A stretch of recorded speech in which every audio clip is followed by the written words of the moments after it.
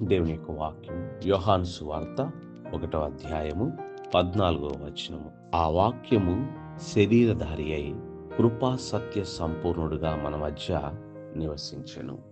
ఆ వాక్యము అనగా భూమ్యాకాశములను సృజించినటువంటి వాక్యము, వాక్యమైనటువంటి దేవుడు, నిరాకారి అయినటువంటి దేవుడు, ఆత్మరూపి అయినటువంటి దేవుడు, సృష్టికర్త అయినటువంటి దేవుడు శరీరధారి అయి కృపాసత్య సంపూర్ణుడుగా మన మధ్య నివసించాడు.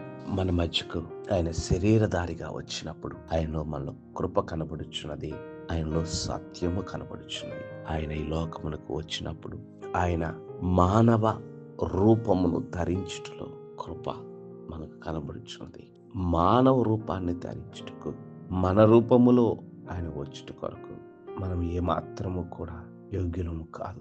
అయినప్పటికీ కూడా ఆయన మన పోలికలో వచ్చుట కొరకు తను తాను రిక్తునిగా చేసుకున్నాడు. అంతేకాదు కానీ ఆయన ఏర్పరుచుకున్నటువంటి వంశావళిని మనం చూసినట్లయితే రాహాబును, రూతును, ఉరియా భార్యను ఏర్పరుచుకున్నట్లో కృప ఉన్నది.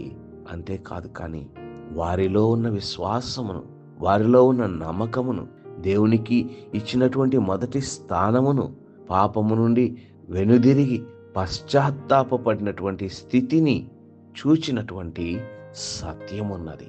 కాబట్టి ఆయనలో కృపా సత్యమున్నది.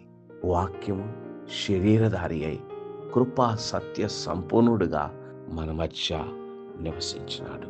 ఆయన కృప కలిగిన దేవుడు, ఆయన సత్యము కలిగిన దేవుడు. కృపతో ఆయన మనకు అవకాశములు ఇస్తున్నాడు.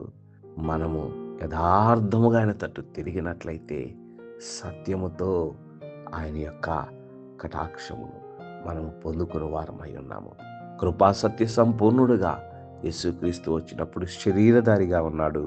కృపా సత్య సంపూర్ణుడుగా పరిశుద్ధాత్ముడు మనతో మన మధ్య నివాసము చేయించున్నాడు.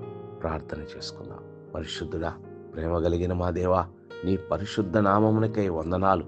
నీవు ఎవరు సమీపింపరాని తేజస్సులో ఉన్న పరిశుద్ధుడు అయినప్పటికీ నీవు కృప కలిగిన దేవుడవు, సత్యము కలిగిన దేవుడవు. నీకు వందనాలు అయ్యా. మేము యథార్థముగా తిరిగినప్పుడు ఎంతగా నీ యొక్క నాయనా మాటలను నెరవేర్చు అడవై ఉన్నావు ప్రభువా. నీకే వందనాలు. ఈ సమయంలో మమ్మల్ని నాయన మీరు జ్ఞాపకం చేసుకుని ప్రతి కుటుంబంపై నీ హస్తం ఉంచండి, నీ అగ్ని కంచి ఉంచండి, నీ కృప కుమ్మరించమని వేడుకొనొచ్చు. మమ్మల్ని నడిపించమని యేసు నామమున వేడి ప్రార్థన చేయుచున్నాము తండ్రి. ఆమేన్.